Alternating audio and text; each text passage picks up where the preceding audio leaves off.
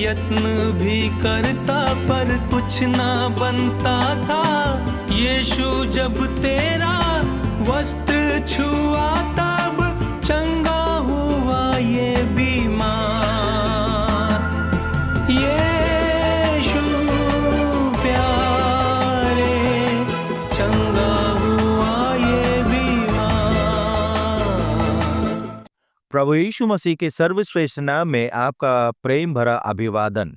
पवित्र बाइबल के 32वें भजन संहिता के 3 और 4 वचन में हम इस प्रकार पढ़ते हैं, जब मैं चुप रहा तब दिन भर कराते कराते मेरी हड्डियां पिघल गईं, क्योंकि रात दिन मैं तेरे हाथ के नीचे दबा रहा और मेरी तरावट धूप काल की सी झुर्राहट बन गई। चुप रहने अर्थात पाप स्वीकार न करने से इंसान को मानसिक और शारीरिक दोनों तरह से कष्ट झेलना पड़ता है। भजनकार का कहना है कि वह लगातार कहराता रहा और उसकी हड्डियां पिघल गईं। उसके अंदर का जीवन रस वैसे ही सूख जाता है जैसे धूपकाल की गर्मी में शरीर का पानी सूख जाता है।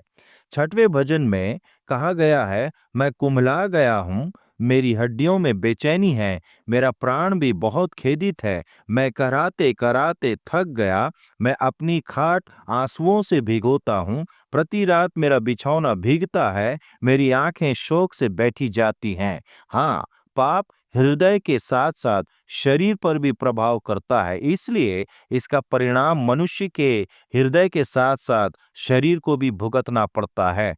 पाप कितना भयानक है, इसका प्रमाण यह है कि जब प्रभु यीशु मसीह ने मनुष्य के पाप को अपने ऊपर ले लिया तो उसे असहनीय पीड़ा, दर्द और यातना सहना पड़ा।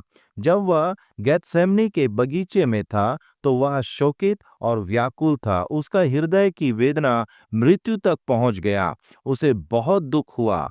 22वां भजन उसकी पीड़ा को दर्शाता है। वह कहता है, मैं जल के समान बह गया और मेरी सब हड्डियों के जोड़ उखड़ गए। मेरा हृदय मोम हो गया, वह मेरी देह के भीतर पिघल गया। श्रोताओं, पाप का बोझ भयानक है। आप उस प्रभु यीशु मसीह पर विश्वास करके पाप के कारण होने वाले दर्द और वेदना से बच सकते हैं। वह प्रभु यीशु मसीह जिसने मनुष्य के पाप को स्वयं अपने ऊपर उठा लिया, क्रूस पर स्वयं को बलिदान कर दिया और मृतकों में से जी उठकर जय प्राप्त किया। यदि आप ऐसा नहीं करेंगे तो आपको परिणाम भुगतना पड़ेगा। आपका चुनाव क्या है? परमेश्वर आपको सही निर्णय लेने में सहायता करे। यीशु दयालु प्रभु, तू ही है तारणहार। हम सब गाते हालेलुया, तेरी